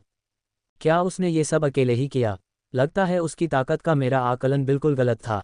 ड्वाइट ने जमीन पर पड़े सभी मरे हुए खून चूसने वालों को देखकर सोचा। मुझे सबसे ज्यादा चिंता इस बात की है कि शायद ये उसकी चरम सीमा भी नहीं है। जब उन्हें पता चला कि सभी बच्चे सुरक्षित हैं तो वे लड़ाई से कुछ दूरी पर चले गए ताकि उन्हें चोट न लगे, लेकिन फिर भी अपनी उत्कृष्ट दृष्टि से सब कुछ देख सकते थे। इन 2 शक्तिशाली ताकतों के हमले के कारण अगर कोई आवारा कुत्ता उन पर हमला करता तो वे भी उसे रोक नहीं पाते। राजा के यहाँ आ जाने से ये सब खत्म हो जाना चाहिए। वह उस विशाल रक्तपिपासु से छुटकारा पा लेगा और हमसे बदला लेगा। छात्रों ने बातचीत शुरू कर दी। हालांकि सभी शांत लग रहे थे और सोच रहे थे कि कुछ भी गलत नहीं हो सकता, ड्वाइट और दूसरे शाही शूरवीर के चेहरे पर चिंता के भाव थे। ऐसा इसलिए था क्योंकि सिर्फ वे ही जानते थे कि राजा की वर्तमान स्थिति क्या है। कृपया बस बहुत अधिक शक्ति का उपयोग न करें, ड्वाइट ने सोचा। राजा आखिरकार शामिल हो ही रहा है, मुझे तो लगा था कि तुम अपना किला कभी नहीं छोड़ोगे बुजुर्ग। रोवा ने कहा, अच्छा लगता है हम अभी तीसरे चरण से 10वें चरण तक पहुंच गए हैं। ये तो होना ही था। उसने अपनी मुट्ठी जोर से अपने हाथ पर पटकी जिससे हर बार जोरदार धमाका हुआ। एडवर्ड, टिम्मी रोता रहा। जब से उसने देखा था कि उसके साथ क्या हुआ था तब से वह अपना नाम पुकारना बंद नहीं कर रहा था। तभी ड्वाइट को एहसास हुआ कि उसका शरीर अभी भी उनके हमलों की जद में है। जल्दी से अंदर जाकर उसने शरीर को पकड़ लिया और वहां वापस आ गया जहां बाकी लोग थे। लाश को जमीन पर रखते ही सबने एडवर्ड की बिना सिर वाली लाश देखी। हालांकि सिर गायब नहीं था बल्कि उसकी अपनी छाती के अंदर था। वह मर चुका था और अब वापस आना नामुमकिन था। एडवर्ड, तुम्हारे बिना 10वें परिवार का क्या होगा? ड्वाइट ने सोचा, अभी उन्हें छोड़ने का सही समय नहीं था। 10वीं परिषद पहले से ही बिखरी हुई थी और कई बार परिषद ने एक नए नेता के चयन के बारे में सोचा था, लेकिन एडवर्ड ही था जिसने सब कुछ संभाले रखा। वह पिशाचों के तौर तरीकों और उनके व्यवहार से अच्छी तरह वाकिफ था। उसके जाने के बाद इस बिखरे हुए परिवार का नेतृत्व और कौन कर सकता था? राजा ने अपना भव्य सफेद वस्त्र उतारकर जमीन पर गिरा दिया और एक अजीब कवच प्रकट किया जो शक्ति से जगमगा रहा था।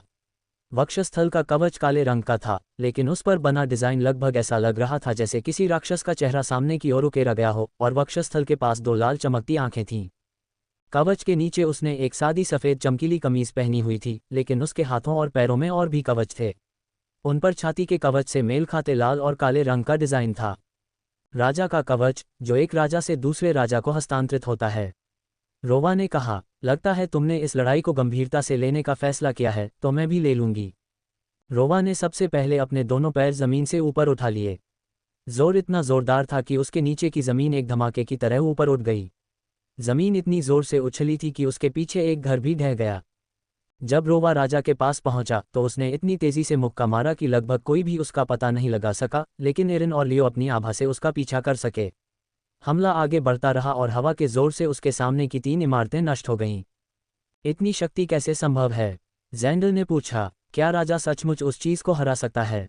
राजा पर संदेह मत करो, द्वाइट ने सख्ती से कहा। रोवा के शरीर पर उसके कंधे के ऊपर स्वयं राजा खड़े थे। इतने बड़े शरीर के साथ तुम्हें मारना बहुत आसान है, और खून चूसने वालों की सबसे बड़ी कमजोरी उनकी जीवन शक्ति कितनी कमजोर होती है। अपना पैर ऊपर उठाते हुए राजा ने उसके कंधे पर जोर से ठोकर मारी और रोवा के पैर जमीन में धंस गए। उसने राजा को पकड़ने की कोशिश की, लेकिन वह अब वहां नहीं था, बल्कि उसने उसके घुटने के पिछले हिस्से पर पंजा मारा, जिससे वह सामने की ओर गिर गया। रोवा ने अपना एक पैर जमीन से ऊपर खींचकर राजा पर एक लात मारी, लेकिन उसने समय रहते अपने दोनों हाथ उठाकर हमले को रोक लिया। दोनों के बीच आराम का कोई समय नहीं था, वे एक दूसरे पर लगातार वार करते रहे, लेकिन ये साफ था कि राजा तेज था और ऐसा लग रहा था कि उसके वार ज्यादा नुकसान भी पहुंचा रहे थे। जल्द ही रोवा के पूरे शरीर पर कट और घाव हो गए। रोवा ने राजा को कई बार मारा था, उसकी गति भी बहुत तेज थी, लेकिन हर बार उसे रोका गया। जल्द ही ऐसा लगने लगा कि रोवा की जान जाने वाली है, उसके शरीर पर बहुत सारे जख्म थे। द्वाइट इस बात के लिए आभारी था कि अब तक राजा ने किसी भी रक्त कौशल का उपयोग नहीं किया था, क्योंकि यदि उसे किसी लड़ाई में शामिल होना था तो यही उसकी मुख्य चिंता थी। फर्श पर गिरते हुए ऐसा लग रहा था कि रोवा का अंत हो गया है। हम तुम्हें अंदर लाएंगे और पता लगाएंगे कि तुम्हारी मदद कौन कर रहा है, राजा ने कहा। जब तक तुम हमें यह नहीं बता दोगे कि तुम्हारी मदद कौन कर रहा है, तब तक तुम जीवन भर कष्ट सहते रहोगे, एक दिन भी चैन नहीं पाओगे। लेकिन तभी कुछ अजीब होने लगा। रोवा का शरीर सिकुड़ने लगा, खून चूसने वाले के चेहरे के भाव कम होने लगे और वह फिर से एक सामान्य पिशाच जैसा दिखने लगा। बालों के अलावा वह बिल्कुल वैसे ही दिखते थे जैसे वह नेता रहते समय दिखते थे। हैरान, रोवा ने कर्कश स्वर में कहा, तुम सोचते थे कि एक बार खून की लत से कोई खून चूसने वाला बन जाए तो वापस सामान्य पिशाच नहीं बन सकता। इसीलिए तुमने हमें सजा दी, हमें भगाने की कोशिश की, लेकिन मुझे पता था कि एक दिन मैं तुम्हें गलत साबित कर दूंगी। रोवा को उम्मीद थी कि राजा इस रहस्योद्घाटन से हैरान हो जाएगा तथा उसे अतीत के सभी पिशाचों के साथ किए गए व्यवहार पर बुरा लगेगा, लेकिन वह बस वहीं खड़ा उसे देखता रहा। आओ कुछ तो बोलो, उन सभी पिशाचों के बारे में सोचो जिन्हें तुमने मार डाला, जिन्हें मारने की जरूरत नहीं थी। मैं सही था, मैंने तुम्हें गलत साबित कर दिया। क्या इसीलिए तुमने वापस लौटने का फैसला किया है? राजा ने आखिरकार जवाब दिया। खून चूसने वालों से छुटकारा पाने की यही वजह नहीं है। जब तुम खून चूसने वालों में बदल जाते हो तो तुम इतने दूर चले जाते हो कि हम तुम्हें बदल नहीं सकते तुम्हारी सोच के मुताबिक। हमें पहले से ही पता था कि तुम्हारे शरीर को वापस बदलना संभव है। जैसे किसी पिशाच को खून की कमी हो जाती है तो उसके वापस लौटने के रास्ते होते हैं, जाहिर है लत वालों के लिए भी रास्ते होंगे। रोवा का हाथ अब गुस्से से कांप रहा था, उसे समझ नहीं आ रहा था वह इतने समय से क्या कर रहा था। वह इस समस्या को सुलझाने की इतनी कोशिश क्यों कर रहा था? एक समय उसने सोचा था कि अगर वह राजा के पास ये बात साबित करके लौट आए तो शायद वह उन्हें पिशाचों के पास वापस जाने देगा, उनके साथ रहने देगा, लेकिन अब राजा कह रहा था कि ऐसा कभी संभव नहीं है। क्यों? तुम पिशाचों के इस पहलू को इतना नकार क्यों रहे हो? रोवा चिल्लाया, उसके जख्मों से खून बहता रहा। वह जितना हिलता उतनी ही जल्दी लगता कि उसकी मौत हो जाएगी। क्योंकि हमें इंसानों की रक्षा करनी है, राजा ने जवाब दिया। यह एक ऐसी बात है जिसे न सिर्फ तुम बल्कि कुछ पिशाच भी नहीं समझते। यही हमारा मिशन है, यही करने के लिए हम इस दुनिया में पैदा हुए हैं। अपने दो लड़खड़ाते पैरों पर मुश्किल से खड़ा रोवा अभी भी गुस्से से कांप रहा था। एक बार जब मैं तुम्हें मार दूंगा तो मैं तुम्हारे सभी कीमती इंसानों को भी मार डालूंगा। रोवा के पूरे शरीर के चारों ओर एक अजीब सा बुलबुला बन गया और लगभग एक ही पल में उसके सारे घाव सभी की आंखों के सामने गायब हो गए। क्या वह खुद को ठीक कर रहा है? एमी ने पूछा। लेकिन उसने खून तो नहीं पिया। नहीं, वह ठीक नहीं हो रहा है, द्वाइट ने जवाब दिया। रोवा पहले सेकंड परिवार का नेता हुआ करता था। उनके पास एक छोटे से क्षेत्र में समय को उलटने की क्षमता है और अभी वह ऐसा कर रहा है मानो उसके शरीर पर घाव कभी हुए ही न हों। जब सभी घाव अंततः ठीक हो गए तो रोवा ने अपने शरीर को एक बार फिर रक्त चूसने वाले में बदलना शुरू कर दिया। मुझे पता है बुजुर्ग, तुम थक रहे हो, मैं महसूस कर सकती थी और देख भी सकती थी कि लड़ाई के आखिर में तुम्हारी चाल धीमी पड़ रही है। रोवा ने कहा, तुम्हें लगा था कि लड़ाई खत्म हो गई है और अब तुम्हें मुझे फिर से हराना होगा और मैं वापस आऊंगी, चाहे तुम्हें हराने के लिए कितनी भी बार कोशिश करनी पड़े। उस समय राजा रोवा की ओर देखने के बजाय द्वाइट की ओर मुड़ा। नहीं महाराज, कृपया ऐसा मत करो, द्वाइट चिल्लाना चाहता था। वह जानता था कि वह उसकी तरफ क्यों देख रहा था। अगर तुम ऐसा करोगे तो मर जाओगे। तुम सही कह रहे हो, अगर मुझे तुमसे बार बार लड़ना पड़ा तो तुम्हारी क्षमता खत्म होने से पहले ही मैं थक जाऊंगा। राजा ने कहा, मतलब मेरे पास एक ही रास्ता है, तुम पर पूरी तरह से हावी होकर तुम्हें मार डालूं। मैं तुम्हें अपनी क्षमता दोबारा इस्तेमाल करने का मौका नहीं दूंगा। राजा की आंखें लाल हो गईं और उसका पूरा शरीर कांपने लगा। पहले तो जब उन्होंने राजा को देखा तो उन्हें लगा कि वे उसे कांपते हुए देख रहे हैं, लेकिन तभी उन्हें एहसास हुआ कि राजा नहीं बल्कि वे ही कांप रहे थे। राजा जिस अजीब शक्ति को सक्रिय कर रहा था उससे सभी के शरीर में हल्की कंपन होने लगी और कुछ शाही पिशाचों समेत सभी छात्र जमीन पर गिर पड़े। वे कमजोर महसूस कर रहे थे और अपने पेट में उठ रही बेचैनी को बर्दाश्त नहीं कर पा रहे थे। क्या हो रहा है? एरिन ने पूछा, जैसे वह भी घुटनों के बल जमीन पर गिर पड़ी हो। लेकिन लियो वहीं मजबूती से खड़ा था, अभी भी अपनी तलवार से जकड़ा हुआ। सुनो, ड्वाइट ने कहा, तुम दोनों पिशाच जगत के बारे में ज्यादा नहीं जानते, लेकिन अब तुम उसमें पूरी तरह उलझ गए हो। कुछ नेताओं में पिशाच राजा बनने की इतनी दीवानगी की एक वजह जरूर है। जब एक राजा बनता है तो दो चीजें दूसरे को मिलती हैं। पहली है राजा द्वारा पहना गया कवच। ये कवच उन दो ही कवचों में से एक है जो पूरी तरह से रक्त क्रिस्टल से बने हैं। आज हमने इस कवच की शक्ति नहीं देखी है क्योंकि इसकी शक्ति किसी मानव रक्त से सक्रिय नहीं होती। दूसरी बात, यह एक ऐसा कौशल है जो केवल राजा ही सीख सकता है और यही कौशल आप देखने वाले हैं। ये शब्द कहते हुए ड्वाइट के दिल में एक तेज दर्द उठा। मौजूदा राजा की ताकत के सामने ऐसी शक्ति का इस्तेमाल शायद उसकी जिंदगी खत्म कर सकता था। अगर ऐसा न होता तो उसकी जिंदगी जरूर छोटी हो जाती। इतनी शक्ति जुटाकर क्या तुम खुद को मारना चाह रहे हो, बूढ़े? रोवा ने कहा। उसे भी बेचैनी महसूस हुई। रोवा, तुम बहुत ताकतवर हो, शायद मेरे जानने वाले किसी भी पिशाच से ज्यादा ताकतवर, राजा ने कहा। तभी उसके दिमाग में हाल ही में लौटे किसी पिशाच की छवि उभरी। मैं अपनी बात वापस लेता हूँ, तुम यहाँ के किसी भी पिशाच से ज्यादा ताकतवर हो। तुम किसी भी सरदार को हरा सकती हो। मैं तुम पर कोई नरमी नहीं बरत सकता। उसने अपने हाथ बगल से उठाए तो लाल तरल के लाल गोले बन गए थे और जल्द ही आसपास के सभी मृत रक्त चूसने वालों और भीतरी महल के सभी मृत पिशाचों का खून हवा में तैरने लगा। खून की एक एक बूंद जमीन से उठाकर सीधे लाशों से निकाली गई थी। ये हुनर एक राजा से दूसरे राजा को हस्तांतरित होता था, पूर्ण रक्त नियंत्रण। ड्वाइट ने कहा, जब कोई इस हुनर को प्राप्त कर लेता है तो वह अपने शरीर में रक्त को नियंत्रित कर सकता है, जिससे पिशाच का शरीर किसी भी नेता द्वारा देखी गई गति से कहीं आगे बढ़ जाता है। रोवा की गति से मेल खाने के लिए राजा को रक्त चूसने वाला बनने की कोई जरूरत नहीं है क्योंकि उसका शरीर पहले ही उस बिंदु तक पहुंच चुका है। लेकिन ये कौशल केवल यही नहीं कर सकता। रोवा एक बार फिर पूरी ताकत से हमला बोला। वह पहले जितना ही तेज था, लेकिन अचानक तेज रफ्तार से हवा में मौजूद सारा खून राजा की तरफ बढ़ गया और खून की एक विशाल दीवार बन गई। ऐसा लग रहा था जैसे ऊपर से कोई झरना बह रहा हो। जब रोवा ने खून की दीवार पर मुक्का मारा तो कुछ नहीं हुआ, उसका हाथ उसमें से गुजर गया, लेकिन उसके अलावा कुछ नहीं था। फिर उसके पूरे शरीर में और अंततः उसकी पीठ तक एक तेज दर्द महसूस हुआ। सिर घुमाकर उसने देखा कि उसके पीछे हजारों खूनी खंजर तैर रहे थे, उसे लगातार छुरा घोंप रहे थे। कोई चारा न होने पर उसने खून के झरने से भागने की कोशिश की, लेकिन यही उसकी सबसे बड़ी भूल साबित हुई। खून उसे बवंडर की तरह घेर रहा था और उसे हवा में उछाल रहा था। उसने देखा कि उसके शरीर पर लगे जख्मों के कारण उसका अपना ही खून उसके खिलाफ काम कर रहा था, उसे कुछ भी करने से रोक रहा था। उसे कुछ भी दिखाई नहीं दे रहा था और उसे कुछ भी अंदाजा नहीं था कि क्या हो रहा है। चारों ओर देखने पर उसे बस लाल खून ही दिखाई दे रहा था। उसने लात भूंसे बरसाए, लेकिन कुछ भी असर नहीं कर रहा था। आखिरकार उसके आसपास का खून गायब हो गया और अब वह देख सकता था कि उसे 50 मीटर ऊपर हवा में फेंक दिया गया है। वह ऊपर से पूरा शहर देख सकता था। हालांकि वहां कुछ और भी था जो पहले वहां नहीं था। वह खून से बना एक विशालकाय ब्लेड था। वह किसी भी महल से ऊंचा था। सिर घुमाकर उसने देखा कि उसके चारों ओर 6 और महल थे। बूढ़े, क्या तुम्हें सचमुच इतनी दूर जाना है? रोवा चिल्लाया। क्या तुम हमसे इतनी नफरत करते हो? अब उसके चेहरे पर सच्चे आंसू बह रहे थे और गुस्से की जगह उदासी छा रही थी। रोवा अपने पुराने पिशाच रूप में लौटने लगा। मुझे देखो, मैं तुम में से ही एक हूँ। मैंने तुम्हारी सेवा की और तुम मुझे मारने जा रहे हो, अपने ही जैसे लोगों को मारने जा रहे हो। राजा ने अपने हाथ आसमान की ओर उठाए। उसने कुछ नहीं कहा, बस खांसने लगा क्योंकि उसके मुंह से खून की बूंदें रिसने लगी थीं। वह भी हवा में तैरने लगा और खून से बनी तलवारों में मिल गया। अपने हाथ नीचे झुकाते ही सभी विशाल रक्तधारियां एक साथ घूम गईं। उसी समय वे रोवा के शरीर से टकराईं। ऐसा होते ही तलवारें आपस में टकराने लगीं और रक्त का एक बड़ा विस्फोट हुआ। ये दृश्य पिशाच बस्ती में मीलों दूर से देखा जा सकता था और सभी पिशाचों ने जो कुछ हुआ था उसे देखा था। दयनीय, ब्रायस ने अपने महल की खिड़की से ये तमाशा देखते हुए सोचा। अगर मैं राजा होता तो ऐसे कमजोर इंसान के खिलाफ इतनी ताकत कभी न लगाता। लानत है, लानत है, लानत है। एक और पिशाच जमीन पर पैर पटकते हुए रोवा की मौत का गवाह बना।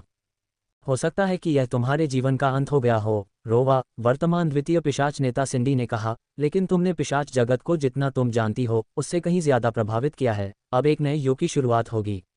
ये कहते हुए उसके गालों पर आंसू बहने लगे। बाकी पिशाचों ने जल्द ही खुद को खून की बारिश में लिपटा हुआ पाया। छोटी छोटी बूंदें बारिश की तरह बरस रही थीं और विस्फोट से सबके चेहरों पर छा गईं।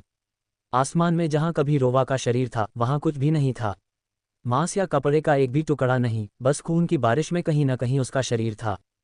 राजा तब तक गिर चुका था और जमीन पर पड़ा हुआ था। ड्वाइट, ये जानते हुए कि लड़ाई खत्म हो चुकी है, दौड़कर महाराज के पास गया। उसने उन्हें उठाकर देखा कि वे ठीक हैं या नहीं, और शुक्र है कि उन्हें सांस लेने की हल्की सी आवाज़ सुनाई दे रही थी। सिंडी से कहो कि वह अब मुख्य महल की ओर चले, हम उससे महामहिम के कक्ष में मिलेंगे। महामहिम, आपने बहुत कुछ किया है, आपने लोगों को बड़े खतरे से बचा लिया है।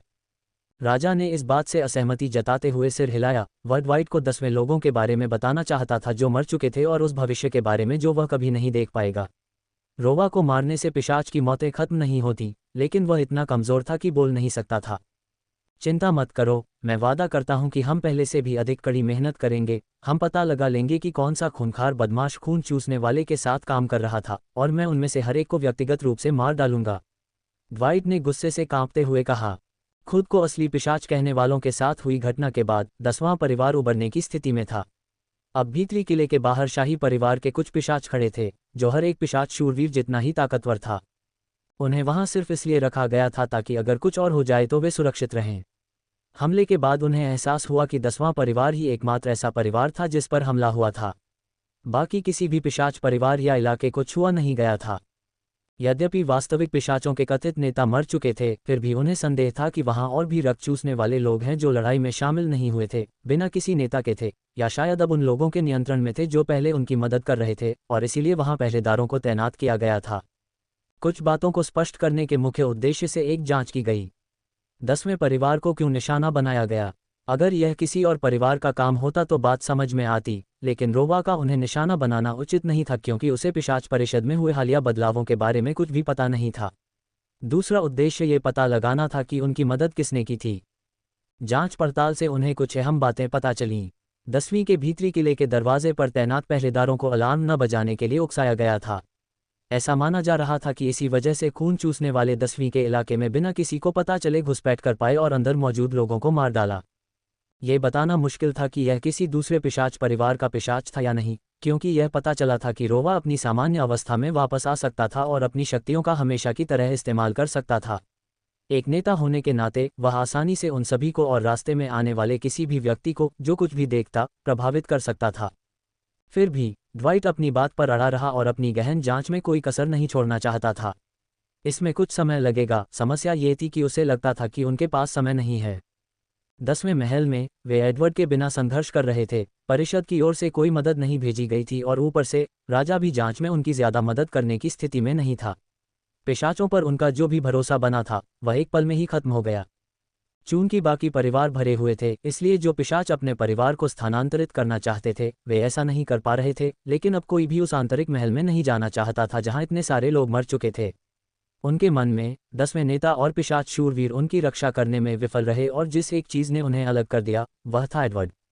महल के भीतरी इलाके में सिर्फ वही लोग बचे थे जो महल में ही रह रहे थे, और वे छात्र ही थे जो बच गए थे। उन्होंने जो कुछ भी हुआ था उसे अपनी आंखों से देखा था और वे बता सकते थे कि अगर रोवा ने महल के किसी और इलाके पर हमला किया होता तो भी यही नतीजा होता। यही वजह थी कि राजा को इतनी शक्ति का इस्तेमाल करना पड़ा। और वे और कहाँ जा सकते थे? उनके परिवार मारे जा चुके थे और अब उनके पास और कुछ नहीं था। उनके दिमाग में सबसे ज्यादा वही पिशाच थे जिन्होंने उन्हें खून चूसने वालों से बचाने के लिए लड़ाई लड़ी थी। वह स्मृति उनके मन में बैठ गई थी। जब उन्होंने लड़ाई लड़ी थी वे 10वें परिवार के पिशाच के रूप में लड़े थे और छात्र भी ऐसा ही करना चाहते थे, अपने खून को व्यर्थ नहीं जाने देना चाहते थे। एडवर्ड के चले जाने के बाद लियो को उसके कामों में मदद करने की इच्छा से 2 लोग इस काम के लिए आगे आए। वे ज़ैंडर और टिम्मी दोनों थे। ज़ैंडर पिशाच राजनीति के बारे में बहुत कुछ जानता था क्योंकि उसने प्रथम परिवार में शामिल होने से पहले इसके बारे में अध्ययन किया था।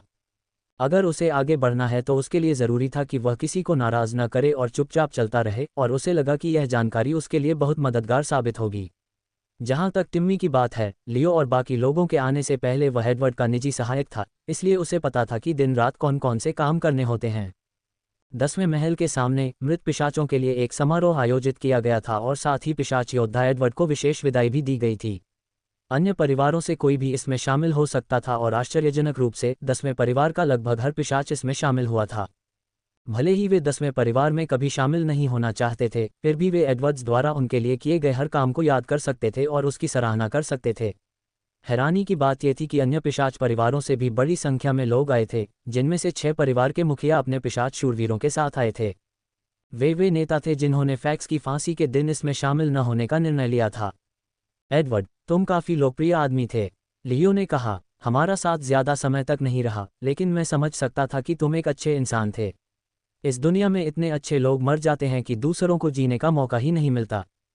समारोह समाप्त होने पर छात्र आंसू बहाते हुए महल में दाखिल हुए और जेंडर, एमी और टिम्मी अंदर वापस आते हुए सिसकियां रोक नहीं पाए। यह एक अनोखी बात थी, पिशाच अक्सर तैयार होने पर ही हमेशा के लिए सो जाते थे। ये शांतिपूर्ण था और ऐसा कुछ था जो वे करना चाहते थे। उनके लिए मृत्यु एक भयानक विचार था, जो कि अपनी सारी इच्छाएं पूरी किए बिना ही दुनिया को छोड़ जाना था। एरिन की बात करें तो वह समारोह के बाद गुस्से में चली गई और महल में पहुंचते ही सीधे एक प्रशिक्षण कक्ष में चली गई। उसने अपना कटाना जैसा ब्लेड जमीन पर फेंक दिया और उस बड़े, मोटे और भारी ब्लेड को अपनी पीठ पर इस्तेमाल किया। वह कौशल के अभ्यास पर ध्यान केंद्रित नहीं करना चाहती थी, वह किसी और चीज के बारे में सोचना नहीं चाहती थी, बस भारी ब्लेड घुमाते हुए अपना गुस्सा निकालना चाहती थी। उसके दिमाग में लगातार तस्वीरें आती रहती थीं, न केवल हाल ही में घटी घटनाओं की बल्कि अतीत में घटी घटनाओं की भी। ये वही बात है, मैंने कुछ नहीं किया, मुझे लगा कि मैं ज्यादा ताकतवर हो गई हूँ। वह बार बार ब्लेड घुमाते हुए चिल्लाए। उसके अंदर एक अजीब सी ऊर्जा उमड़ रही थी जब उसने एडवर्ड्स के सिर को कुचले जाने की कल्पना की। जब उसने अपने माता पिता को डाल की द्वारा मारे जाते देखा तो वह जोर से फर्श पर गिर पड़ी। अब मुझे क्या करना है, वह चिल्लाए। उसी समय दरवाजे खुले और एरिन हौंफते हुए पीछे मुड़ी, ये देखने के लिए कि वह कौन है। एरिन, क्या तुम ठीक हो? एमी ने पूछा, लेकिन उसने जल्दी ही अपना मुंह हाथ से ढक लिया। एरिन, तुम्हारी आंखें ये पीली हो गई हैं। राजा के शयन कक्ष में द्वितीय नेता सिंडी ने उस पर अपनी क्षमता का प्रयोग करने की पूरी कोशिश की थी, लेकिन यह असंभव था। उसकी क्षमता समय को केवल एक सीमा तक ही पीछे कर सकती थी। अगर वह उसकी हालत को 2 घंटे पीछे कर रही थी, तो उसकी हालत इतनी तेजी से बिगड़ रही थी कि वह बस उसे धीमा कर रही थी। क्या तुम कुछ नहीं कर सकते? ड्वाइट गुस्से में चिल्लाया। सिंडी ने इसे व्यक्तिगत रूप से नहीं लिया, क्योंकि वह जानती थी कि ड्वाइट को बस राजा की परवाह है। अगर पिशाच संहिता के तहत कोई नया राजा चुना जाता तो ड्वाइट को उसे छोड़ना पड़ता। यही वजह थी कि ज्यादातर शाही पिशाच शूरवीर अपने राजा के साथ रहने का फैसला करते थे। लेकिन ड्वाइट नहीं चाहता था कि राजा सो जाए, अभी नहीं, जब तक उसे पता न चल जाए कि किसने उन्हें धोखा दिया है और उसे ऐसी हालत में पहुंचाया है। यही कारण था कि अगर राजा को आंतरिक निद्रा में जाने की जरूरत होती तो वह ऐसा न करने का फैसला करता। मुझे माफ करना, अगर वह अभी सो जाए तो उसकी ताकत वापस आ जाएगी और उसे दर्द नहीं होगा। हो सकता है कि 1000 साल बाद उसमें एक सामान्य पिशाच की तरह चलने फिरने की ताकत आ जाए, लेकिन वह पहले ही बहुत बूढ़ा हो चुका है, वह कभी भी पहले जैसी ताकतवर नहीं हो पाएगा। अपनी मुट्ठी भींचते हुए ड्वाइट को पता था कि इसका क्या मतलब है। तो आप कह रहे हैं कि उसके पास कोई विकल्प नहीं है, उसे अब चिर निद्रा में जाना होगा और एक नए राजा का चुनाव करना होगा। यह आखिरी है, बोनी ने कहा जैसे ही उसने अंतरिक्ष यान को सावधानीपूर्वक चलाया और वह नीचे उतरने लगा। भगवान का शुक्र है, वॉर्ड ने जवाब दिया जैसे ही वह अपनी कमर से बंधे छोटे से बैग से अपना सामान निकालने लगा। उसने एक चपटा चौकोर उपकरण निकाला जो किसी किताब से बड़ा नहीं था, फिर उसके सामने एक गोल कैमरा लेंस लगा दिया। इन सभी जगहों पर जाना काफ़ी रोमांचक रहा है, हम खुशकिस्मत हैं कि अब तक सभी हमारे साथ इतने अच्छे रहे हैं। हम पत्रकार हैं, यही हमारा काम है, बोनी ने जवाब दिया। वे जानते हैं कि हमारे जैसे लोगों की ज़रूरत है और हम ही लगभग अकेले हैं, क्या तुम्हें अपना कर्तव्य नहीं सूझता? वॉर्ड ने हार मानकर आह भरी क्योंकि उसे पता था कि वह सही थी। युद्ध पत्रकार के तौर पर वे दोनों अनगिनत जिंदगी और मौत की परिस्थितियों से गुजर चुके थे और इस बार भी कुछ अलग नहीं था। वह जानता था कि उसने किस काम के लिए हामी भरी है।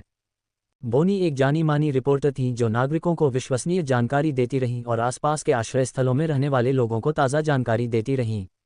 लेकिन ये काम वह अकेले नहीं कर सकती थीं। कई नए पत्रकार ड्रोन जैसे उपकरणों पर निर्भर थे, लेकिन वह पुराने ढंग से रिपोर्टिंग करना पसंद करती थीं, एक अच्छे पुराने कैमरामैन के साथ, और वह थे वॉर्ड। एक रिपोर्टर के तौर पर वो बेहद खूबसूरत थीं। उनके रेशमी सीधे भूरे बाल थे जिनमें एक फ्रिंज था जो उनकी भौहों तक ही सीमित था। वो किसी पॉप सिंगर जैसी दिखती थीं और साथ ही उनका व्यक्तित्व भी एक दिवा जैसा था। उनके चेहरे के भाव जब चाहें बदल सकते थे। कैमरे पर जब ज़रूरत होती तो उनके चेहरे पर सही भाव आ जाते थे, लेकिन स्क्रीन के बाहर या ज़रूरत पड़ने पर वह मुस्कुराकर लोगों के दिलों को छू लेती थीं। इस बीच कैमरे के पीछे वाले को अपने काम के लिए कभी पर्याप्त श्रेय नहीं मिला, लेकिन कैमरे पर आने लायक चेहरा भी नहीं था। उसकी नाक पर झाइयाँ थीं और आंखों के नीचे भारीपन था, हालांकि वह एक वयस्क था। उसके घुंघराले बाल भी थे जिनसे निपटना एक बुरे सपने जैसा था। ऐसे समय में वह इसकी परवाह नहीं करता था और उसे अनियंत्रित होने देता था। जब तक कि वह कैमरे के लेंस को अवरुद्ध नहीं करता था, तब तक वह इससे खुश रहता था। जैसे ही जहाज नीचे उतरा, उन्होंने देखा कि वे एक सादे टाइल वाले फर्श के बीचों बीच एक चीनी शैली के महल के ठीक सामने उतर रहे थे। चारों ओर अलग अलग स्तरों और स्तरों पर कई इमारतें थीं और वे सबसे निचले स्तर पर उतर रहे थे।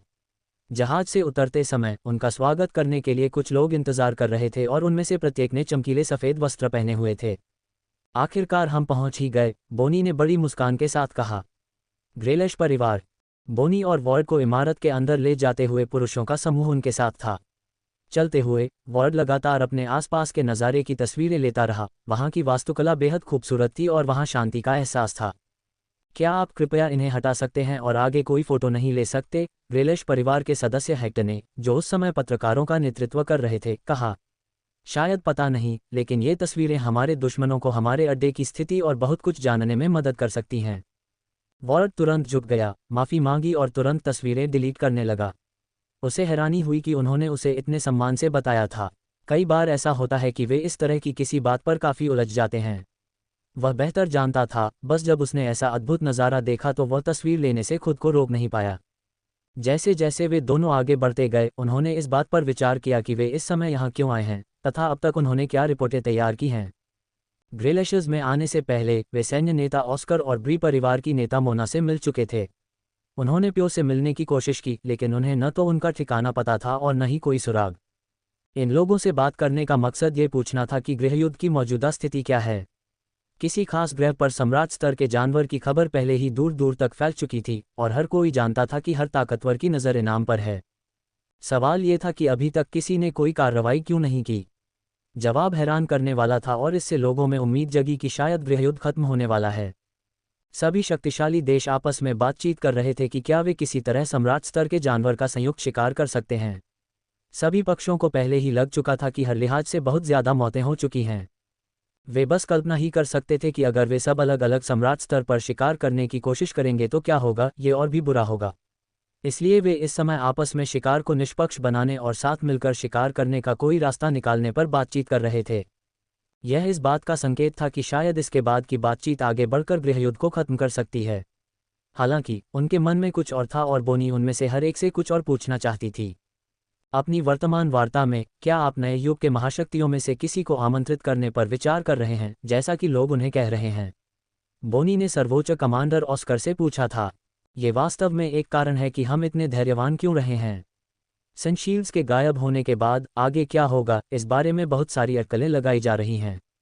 पीओ के सदस्य हर दिन ज़्यादा से ज़्यादा खुलकर सामने आ रहे हैं और मुझे विश्वास है कि वे अब छिपेंगे नहीं और जल्द ही बात करने को तैयार होंगे। मेरा मानना है कि वे एक बड़ी ताकत बनेंगे। डेज़ी का लोगों के साथ तालमेल बिठाने का अपना तरीका है।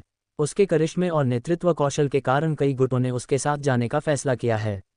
सच कहूँ तो मुझे नहीं पता कि उनके गुट में कितनी ताकत है, लेकिन मैं प्यो के बारे में भी यही कह सकता हूँ। जब बोनी ने ब्री परिवार की नेता मोना से यह प्रश्न पूछा था तो उसने इसके विपरीत कहा था। मुझे लगता है कि डेज़ी एक बड़ी ताकत बनकर उभरेगी, मोना ने जवाब दिया। अतीत में ताकत के मामले में वे हमेशा बड़े चार से पीछे रहे हैं। अगर ट्रू ड्रीम की अजीबोगरीब क्षमता न होती तो मुझे हमेशा लगता था कि जल्द ही हम उन्हें लीडर्स टेबल पर बुला लेंगे। जहां तक प्यो की बात है, लोगों के बीच अटकलें हैं कि वे एक अविश्वसनीय रूप से शक्तिशाली समूह हैं, लेकिन मैं इस पर विश्वास नहीं करता। अगर यह सच है तो उन्हें छिपकर आतंकवादी समूह के रूप में काम क्यों करना पड़ा? हमें केवल उनके नेता की चिंता करनी है जिसके पास सम्राट स्तर का हथियार है। इन दोनों साक्षात्कारों को हर जगह प्रसारित किया गया और जनता इस बात पर विभाजित थी कि अगला पावर हाउस कौन बनेगा, लेकिन बोनी के पास पूछने के लिए एक और बात थी। हाल ही में एक नई शक्ति के उदय की चर्चा हो रही है, एक गुट जिसका नाम है शापित परिवार। उन्होंने बहुत कम ताकतों के साथ कुछ ग्रहों पर तेजी से कब्जा कर लिया है। इस वजह से उन्हें भी एक दावेदार माना जा रहा है। क्या आप उनके बारे में कुछ जानते हैं? शापित परिवार, ऑस्कर ने जवाब दिया। मैंने यहाँ वहाँ रिपोर्टों में उनका नाम सुना है क्योंकि उन्होंने कुछ ही ग्रहों पर कब्जा किया है, लेकिन जब उनके सदस्यों पर गौर किया तो कोई भी नाम खास नहीं लगा। शापित परिवार, मोना ने नाम सुनकर थोड़ा हैरान होकर कहा, मुझे नहीं लगता कि किसी नई शक्ति का जिक्र करना भी जरूरी है। ऐसा समय समय पर होता रहता है और ये या तो प्यो या डेजी द्वारा ही समाहित कर ली जाएंगी। हालांकि हो सकता है कि अगर इनमें से कोई एक समूह शापित परिवार पर कब्जा कर ले तो उसके पास इतनी शक्ति होगी कि वह किसी और पर कब्जा कर सके। बोनी और वॉर्ड दोनों उस कमरे में दाखिल हो चुके थे जहां ओवन आराम से बैठा था। उन्होंने उससे पहले ही कुछ सवाल पूछे थे, लेकिन आखिरकार बोनी उसी सवाल पर पहुंच गया जो उसने बाकियों से पूछा था। उसके हिसाब से कौन सी नई युग की शक्ति शीर्ष पर पहुंचने वाली है। अब तक सेना ने शुद्ध कहा था जबकि मोना ने डेजी कहा था। उम्मीद थी कि आम जनता की राय भी इन्हीं दोनों में से एक होगी, इसलिए वह ये देखने के लिए उत्सुक थी कि क्या कोई तीसरा मत किसी एक पक्ष के पक्ष में झुकेगा। इन दोनों में से नए युग का पावरहाउस कौन है? ओवन ने दोहराया, मुझे नहीं लगता कि दोनों में से कोई भी। जो हम सबको चौंका देगा वह है कर्स्ट परिवार, ओवन ने जवाब दिया। इससे बोनी की उम्मीदें धरी की धरी रह गईं। ओवन ने ये शब्द इतने आत्मविश्वास से कहे थे जबकि बाकी दोनों उन दोनों पर बहस कर रहे थे। आखिर ओवन को इतना आत्मविश्वास किस बात ने दिलाया था?